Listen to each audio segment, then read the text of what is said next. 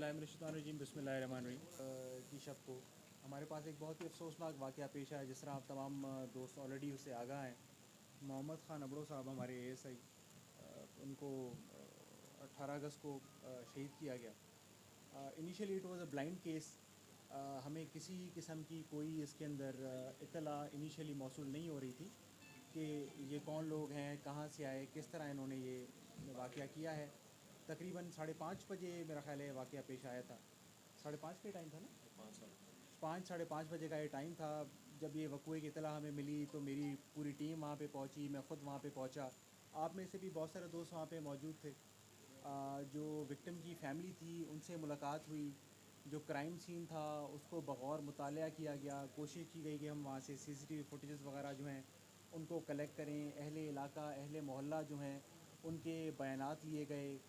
वहाँ पे एक एनी शाहिद जिन्होंने वक़ूआ होते, उन्होंने भी अपने जो एंड ऑफ ऑल दैट एक ब्लाइंड केस था। कोई हमें इत्तला नहीं मिल पा रही थी कि वो कौन लोग थे, कहाँ से आए, और क्या उनकी वजह कत्ल थी, क्या मुहर्रिकात थे। लेकिन इसमें पुलिस की जो पूरी टीम है उन्होंने शब रोज़ मेहनत की, और अल्लाह ताला का बड़ा करम हुआ कि हमने टेक्निकल और नॉन टेक्निकल दोनों वसाइल को बरूकार लाते हुए इस ब्लाइंड मर्डर केस को ट्रेस किया। इसमें जो गाड़ी यूज़ हुई थी, दैट वाज़ द पॉइंट जहाँ से हमने अपनी तफ्तीश का आगाज़ किया। जो अक्सर आप दोस्तों से भी बात होती है कि सीसीटीवी कैमरास जो हैं हमें क्राइम की डिटेक्शन में बहुत ज़्यादा हेल्प कर रहे होते हैं। तो वहाँ पे जो गाड़ी यूज़ हुई, सबसे पहले हम उस गाड़ी तक पहुँचे और कड़ी से कड़ी मिलाते हुए कादिर लाशारी नामी शख्स, जो कि उस दिन उस गाड़ी को ड्राइव करके वहाँ पे आया, and he was one of the main players of this scheme, उसको अरेस्ट किया गया। अभी वो रिमांड पे है, और जो इनिशियल उससे तफ्तीश हुई है उसमें हमारे पास काफ़ी डिटेल्स आई हैं। जो बाकी इसमें मुल्ज़िमान हैं जो इस केस में शामिल हैं, जिन्होंने सारी प्लानिंग की, उन पे भी हमारा काम जारी है। ज़ाहिर है चूँकि इट्स ऑन गोइंग इन्वेस्टिगेशन, तो मैं समझता हूँ उनके नाम फ़िलवक़्त शेयर करना शायद मुनासिब ना हो इस मौके पे, लेकिन उन पे भी हमारा काम जारी है। और इंशाअल्लाह अल्लाह ने चाहा तो बहुत जल्द उनको भी कानून के कटहरे में लाया जाएगा, और उनको वही सज़ा दी जाएगी जो कि पुलिस के कातिलों को दी जाती है, और कानून के मुताबिक, आईन पाकिस्तान के मुताबिक उनको सज़ा दी जाएगी। और एक दफ़ा फिर मैं अपनी पूरी टीम को शाबाश देता हूँ, जिन्होंने एक ब्लाइंड मर्डर केस को न सिर्फ ट्रेस किया, बल्कि उसको पूरे तरीके से खोल के सामने रख दिया, और उसका जो एक मेन प्लेयर है उसको अरेस्ट करके और सलाखों के पीछे पहुँचाया।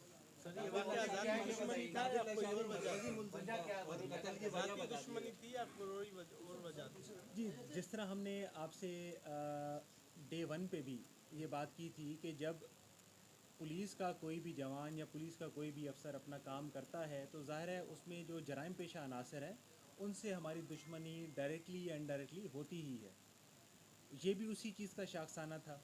मोहम्मद ख़ान अबड़ो साहब, उन्होंने ज़ाहिर है he was active police officer, और उसी का ये शाखसाना था कि जो उन्होंने अपनी ड्यूटी की उसी में उनकी कुछ इन लोगों ने उनको टारगेट किया, और वही वजह बनी उनको कत्ल करने की। खानदादा साहब ज़रा ये फरमा अगर दें, वन बाय वन करेंगे ना सारी चीज़ें क्लियर हो भाईजान ज़रा ये फरमा दीजिएगा, जी जनाब। आप ज़रा ये फरमा दें कि जब से आपकी पोस्टिंग हुई है 9 लोग अब तक जो हैं वो टारगेट हो चुके हैं, एक कातिल आपने पकड़ा है, बाकी 8 के बारे में ज़रा फरमा दें कि कहाँ तक पहुँचे। जी, 2 अफ़राद, 2 हमारे पुलिस के 9 की तो खैर आप बता रहे हैं, लेकिन 2 हमारे पास इस तरीके के वाक़यात पेश आए हैं। एक जो हमारे पुलिस के कांस्टेबल शहीद हुए हैं वो, और एक जो हमारे एएसआई शहीद हुए वो।